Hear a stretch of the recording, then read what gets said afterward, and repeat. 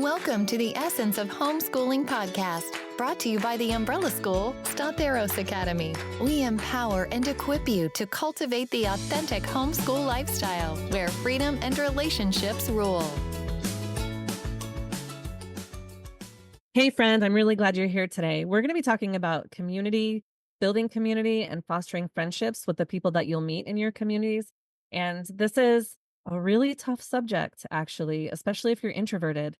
If you're extroverted, it's not too hard, and you might just need some ideas on what to do. But we're going to cover things that address being part of a community and building true friendships and relationships, whether you're extroverted or introverted. We will be discussing finding, creating, and behaving in community specifically, but there are a few things that matter for each element of that. One big thing in finding and creating community is a willingness to risk and to be vulnerable. That one's not an easy thing to do, but we all work with people when we build community, and people come broken and we come broken. But to strive for genuine community is going to mean we have to be honest and real about who we are, who our families are. And then on the flip side, it means we have to accept people for who they are in the reality of their own brokenness. We're all on a different road to maturity, but we need one another along that road. Interestingly enough, we're all created to have relationships, and these relationships matter, even though it's very hard to find at times. So each of the elements of finding, creating, and behaving will come with their unique challenges. They often entail moments of loneliness, and we will devote a whole podcast just to dealing with that because we know how hard it is, having walked through it ourselves as well. So let's start with, how do we find community? I think one of the things is we consider our own lifestyle and the things that we enjoy, and then hope to bring other people along into those things. That's where the risk comes, right? Putting yourself out there and saying, oh, I like literature. Does anyone else want to join a literature class that I'm teaching? That's a big risk to take because there's a lot of no that comes along with that. But we're trying to build community not only for us as moms, but also for our kids. So it will take time and effort and intentionality. Yes. We had a family get in touch with us one time, and I don't even remember how we connected exactly, but a family reached out and they were trying to build community, which was terrific. And so we joined them at a local pond, and their big deal was their kids loved to go fishing. And they had all the fishing stuff. They had the rods and all the bait, the tackle boxes. I think they brought worms and things like that. And so we came, and our kids enjoyed the fishing, but they weren't necessarily as much into fishing all the time, but that was okay. We made some new friends, and it was okay to try something new with a new family. And I was so impressed that that other parent had the courage to reach out like that, to try to find community with other people that we just were complete strangers. And so what we had in common was obviously the homeschooling, but other things, not necessarily as much, even though, like I said, we liked the fishing, but it wasn't necessarily something we wanted to do, all day, every day either. And so I think it does take a lot of, like you were saying, time and effort and some patience and just putting yourself out there and looking for other people that do share your interests. That's a great point, too, of that being willing to try something new. Sometimes we're a little scared to try something new that we don't know. Letting yourselves go try fishing and letting someone else take the lead is also really important. And also teaching your kids that, hey, you may not like it, but you're not going to like everything everybody does. So learn how to enjoy someone else's interest for a while, and then they will take a turn to enjoy your interest. This is how friendships work.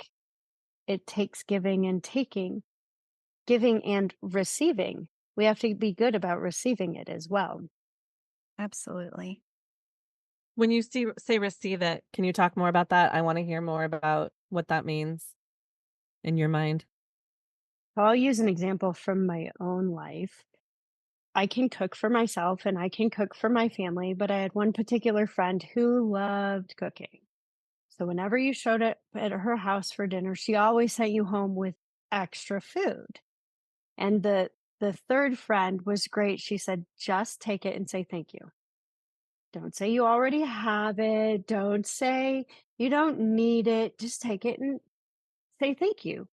Because this is her way to love on people. If you hadn't risked trying a new thing, wondering if your boys would even like fishing, you had to receive the gift of them having all the tackle, them having the fishing poles. You have to be able to receive with gratefulness what somebody else can offer. Yes. That makes me think of something else that I went through. In the little things that happen, it's receiving people's grace when things don't go right, which is kind of hard. So, for example, we were at a friend's house and all the kids were running around and playing. And one of my boys was all caught up in what was happening and like they were chasing him or something. I don't even know what was going on. But he was like looking over his shoulder and he thought that the door was open and the glass door was open, but the screen door was not. So he went through the screen door, took it off the rails, took it out, like, whole thing, put a hole in it.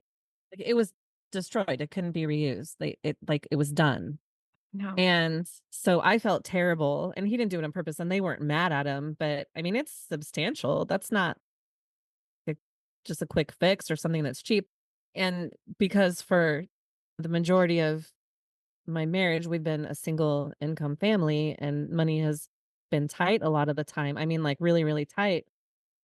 It was like, "Oh my gosh, is that," and they're fine. They're a financially set family. It wasn't an issue for them, but in my mind, I was like, "Oh my gosh, I've impacted your budget and he's impacted your budget and this is a big deal and we need to pay to fix it." And the dad was like, "Don't worry about it. It's fine." He's like, "I wanted to change that door anyway." And I was just like, "No, really. This isn't okay. I need to pay for this. You need to tell me what the bill is." And I was all worked up and really upset about it.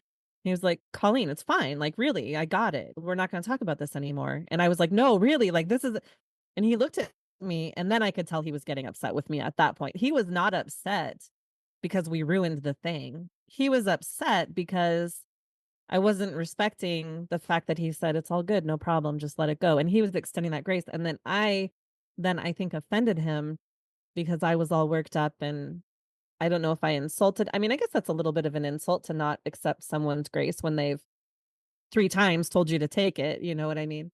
So, that's an example from my own life now that you mention it and I think about it where it's hard to do that, especially when you know you're costing somebody. Same thing with the meals, like, that's impacting their food budget in my mind. That's money that they have to feed their own children and inflation and kids eat a lot and all that stuff. So, it's hard, it's humbling. It's a humbling experience to take grace from other people. It is. It is. And when we were going through the thick of my husband's treatments and things, I got some counsel from a friend who was a pastor and was basically that when you receive what other people are offering to help you out, even if you don't feel like you necessarily need that in the moment, it ministers to their hearts too, and it helps them feel like they can be a part of your journey and it encourages them. And also, it gives you a chance to, like you said, it is humbling, certainly. It helps if you have a great need, it helps you put your efforts in another direction.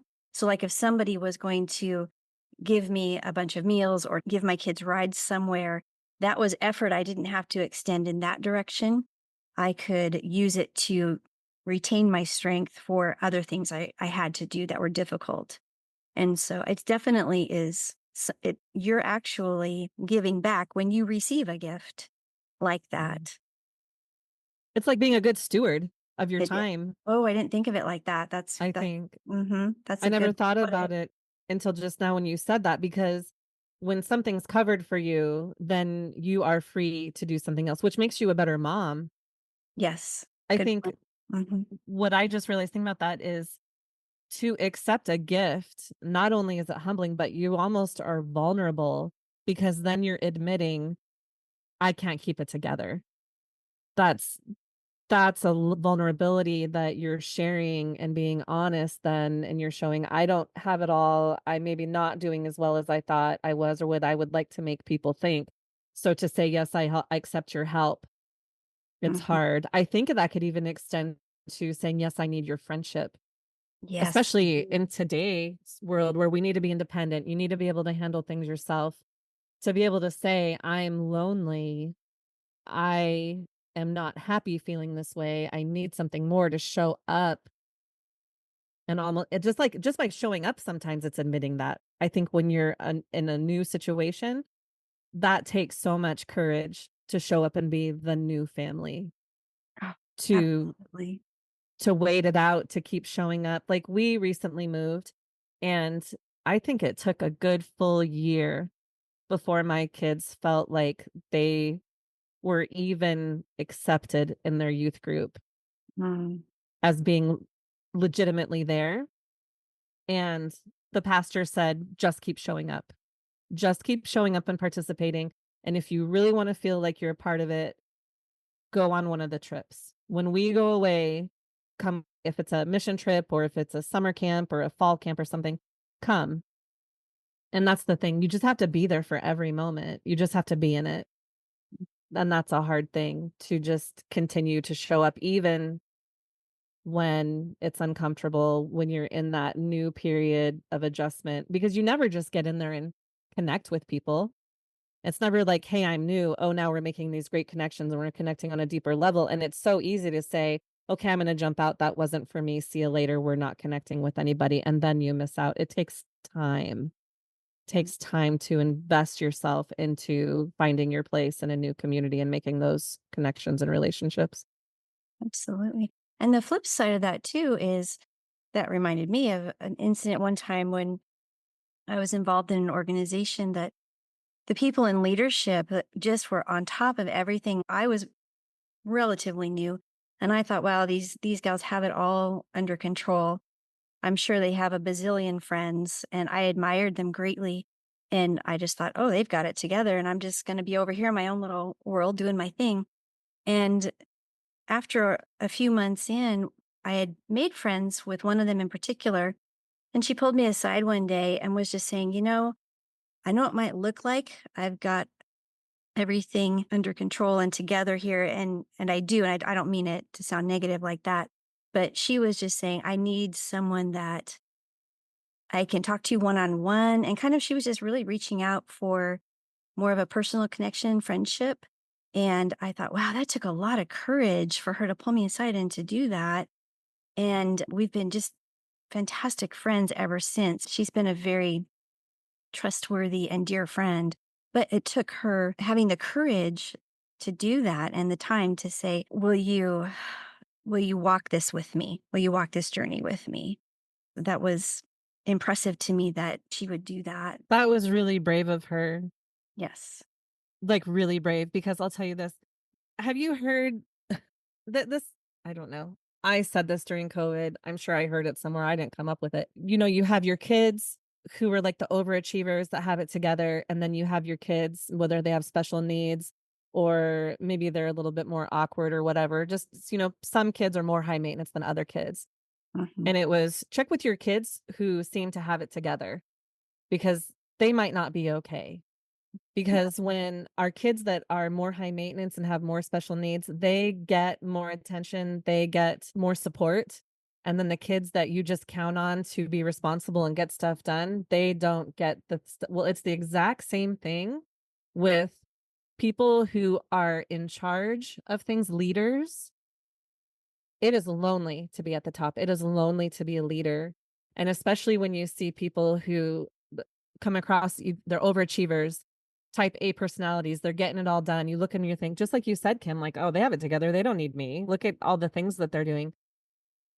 I think when people are managing so much and they have it together and they just seem like they're the super mom, I think they need to be checked in, like reach out and Yeah. say, like, how are you actually doing? You balance a lot. How are you? Is there something that I can do for you? I think that's a really big deal. it's very easy to look at somebody and say, "Oh, they have it together. They don't need anything. I wish that I had everything together like they did. They're so organized. They accomplish so much." A lot of times I think that those people are more lonely than anybody else. I think so. I think so too. Well, it actually all works together, right? We talked earlier about risk. Mhm. Finding community requires risk, and it requires that time and effort and patience, that continual showing up. That's risky and that's lonely. That's why we're going to do a whole podcast. But once you start making these connections, whether it's around sports, music, museums, education, anything, how do you then create it to be a place that people want to come, right? How do you create that warmth and welcome so that bonds can be strengthened and friendships nurtured? And that again, right, takes the risk again, that vulnerability, that willingness to receive, that willingness to risk falling in someone's eyes, not being the one who has it all together, Well, or admitting, oh man, I'm a hot mess today. Are you looking for a supportive community to walk with you through your homeschooling journey? Look no further. Statheros Academy is your go-to umbrella school for fulfilling legal reporting requirements in Colorado. But what if you don't live in Colorado? We still serve you through our support tools and services. At Statheros Academy, we're not just another institution. We're your partners in education, providing comprehensive support services designed to empower, encourage, and equip you to be the best homeschool parent that your children deserve. Teacher and student IDs, parent and professional evaluations, attendance logs, record-keeping services, DIY high school transcripts, or our official homeschool high school transcript service produces personalized transcripts that highlight your students' unique accomplishments. High school diplomas celebrate your family's achievement when you successfully complete the adventure. Additionally, our experienced homeschool coaches provide one-on-one support throughout your journey. Custom tailor your homeschool support system by selecting one of our 3 enrollment packages based on your family's needs. This way, you can get exactly what you need to make the most of your homeschooling experience. We come alongside you in the way you want to be supported, whether that's the bare minimum or holding your hand each step of the way. The Umbrella School Statheros Academy provides what you want the way you want it. So why wait? Enroll with Statheros Academy today and unlock a world of possibilities for your homeschooling journey. Go to theumbrellaschool.com to learn more and sign up. We can't wait to serve your family. How do I keep going? That idea of not having it all together and not expecting everybody else to have it all together. So that creating peace requires that risk and vulnerability as well. And I think in 2 ways, because it almost at first I thought you were talking about, okay, you're talking about starting your own group or maybe your own co-op or, going out there and starting something from scratch. But then as you were talking, it occurred to me that can be applied just as much to showing up to an already established group Mhm.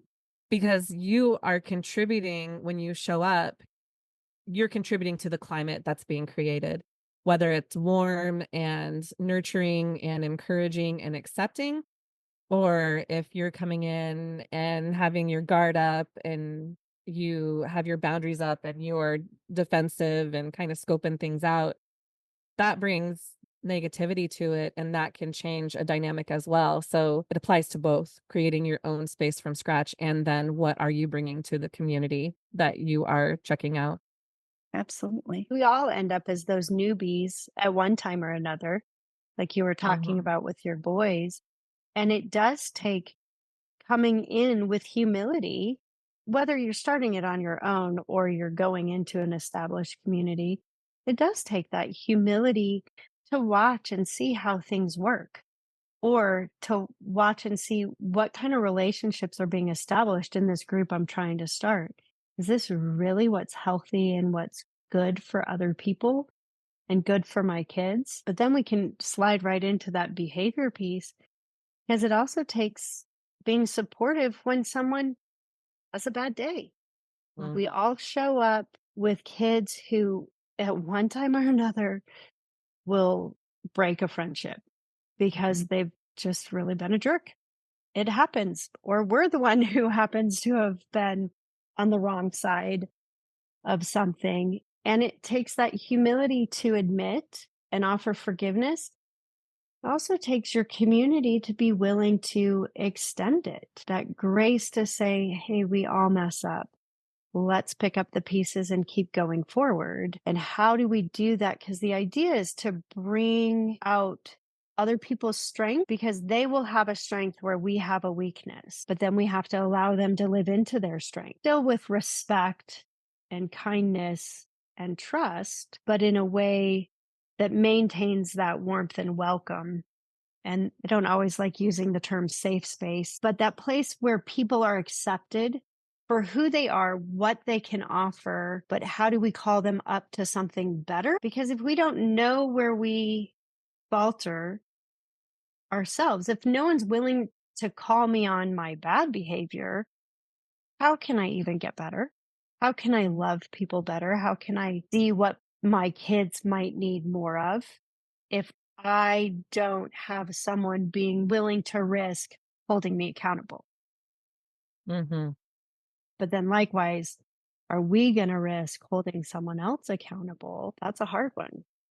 One of my better friends, there was one thing that I was really struggling with in the friendship. Do I bring it up? I'm a peacekeeper, not necessarily a maker, but a keeper of like, hey, let's just smooth the water. And I finally brought it up. Well, that was the key of our friendship, is to risk that. And we became even stronger friends because I risked mentioning something that was hard for me. But she in turn had the humility to accept that was something that hurt me, and she was willing to change. That's the importance of communication. And so many people don't communicate, and not just like lashing out communication, not in a way of drama. Like I am zero drama. Like I no room for drama. If you bring drama, it's not going to work. And that, this is my what's the word? Very negative quality. I don't want to say weakness. It's more than that. Like one very bad thing about me is that I am quick to sever anything when there is drama. Like I will throw out boundaries so fast. And I am working on that now in a group that I'm in with homeschoolers in my own private homeschool.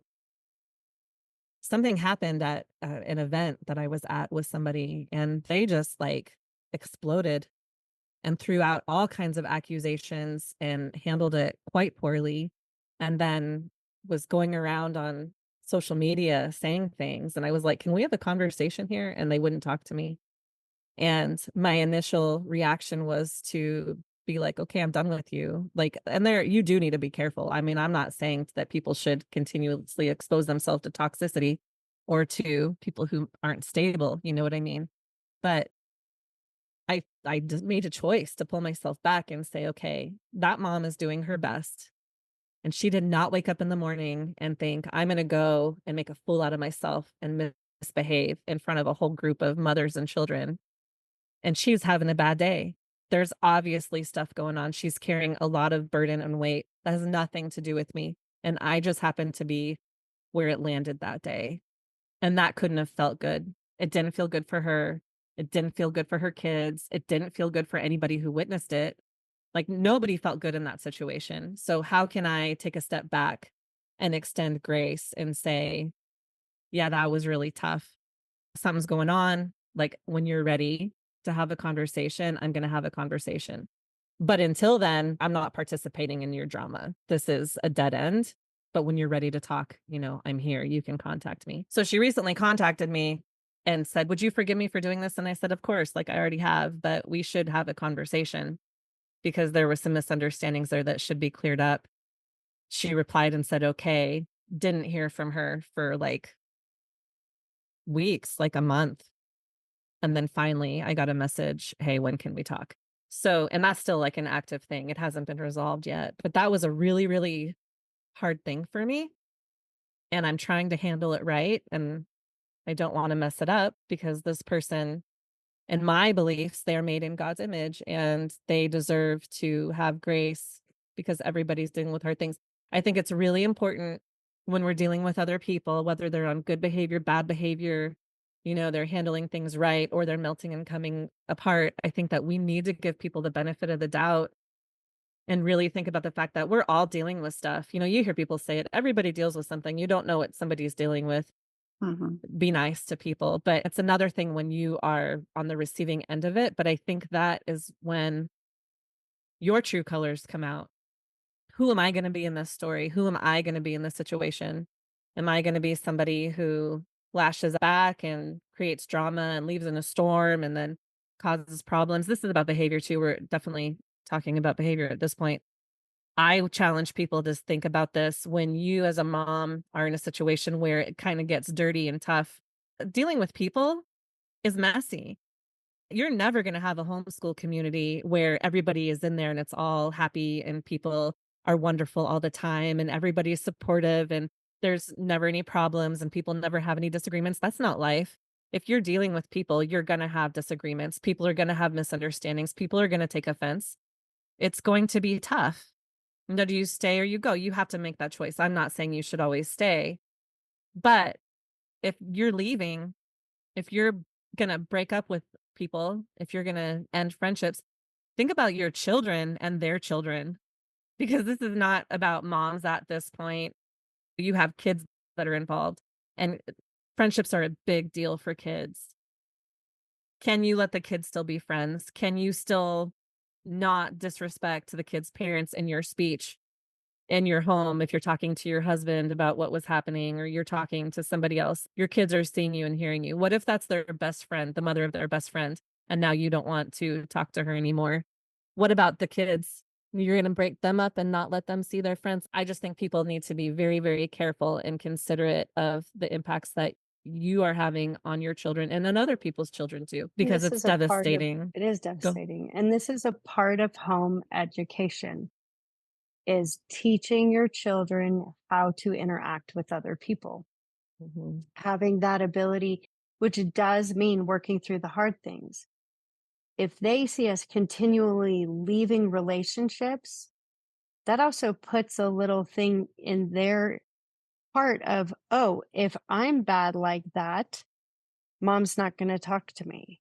Mm. What happens if I act that way? And that doesn't come out in the young years, but later, if they see how you as a parent don't commit and aren't consistent with community when it's good and when it's bad, there is that little worry of, will they stick with me when I go through a bad period? Because you will have your children go through a bad period. I'm sorry it happens. And it could be 5 years or it could be one. And this is the practice ground in how we behave in community. And it can come out much more beautiful on the other side.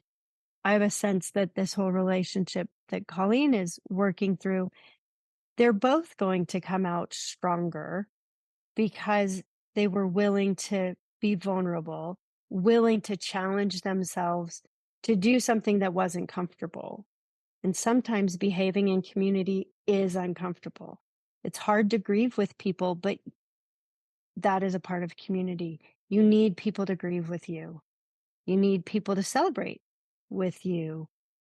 But that also means you have to be willing to grieve with them, to celebrate with them. So that's again where I come back to, I guess, that giving and receiving. It's going to show up every time. Mhm. Yeah, you're always going to give something and you're always going to receive something. So can you give it with grace? Can you receive it with grace? I mean, and whether it's good or bad you're receiving, you can't be with people and interact with people without that aspect, right? That's the beauty that comes out on the other side. It doesn't mean it's not hard. Yeah, definitely. And we will all come out stronger in the end if we continue to show up in the good, the bad, and the ugly with other people, because we want them to show up in the good, bad, and ugly with us. This is a Right. lifelong challenge. It's this building community showing up in community, participating in community, and actually making connections that matter is not easy, but it's worth it. Remember, when you are debating skipping out and staying home, or if you're trying to get up the courage to take that step and go check it out, remember that it takes time. Not every community is for you, and that's okay. But don't quit trying. Don't decide that it's not worth the effort and just decide to stay at home and do it on your own, because that is never good for you. It's not good for your kids, and you're missing out on an abundant life you were intended to have. Show up, give grace, receive grace, be authentic. That doesn't mean you have to share everything in your story. It's okay to hold some things back. You should hold things back, I should say. Don't trust your personal, very vulnerable stories with other people until they've earned the trust to receive it, and you know that they're going to honor it and respect it and protect it. But still be vulnerable in a way that you're allowing yourself to be authentic with other people. And when you look at other people, give them the benefit of the doubt that they mean to do good things, even when they mess up. I honestly do not believe that any human wakes up, unless they're like a criminal. Nobody wakes up and says, I'm not going to be nice today. Nobody wakes up and says, I'm going to treat people poorly today, or I'm going to display bad behavior that is going to embarrass me. Nobody does that. Everybody wakes up and wants to be a good person and do the right thing in the day. So give people the grace to be human as long as you have breath, because as long as we have breath, we're not perfect, but we want to do better, and we want to be a good example for our kids so that they can have good connections with friends and that they can have an abundant life. So even if you can't do it for you, even if you're willing to throw in the towel and isolate on your own, give your kids a better life by being bold and brave and stepping out. I think the one last thing I would add, and trust that you yourself have value.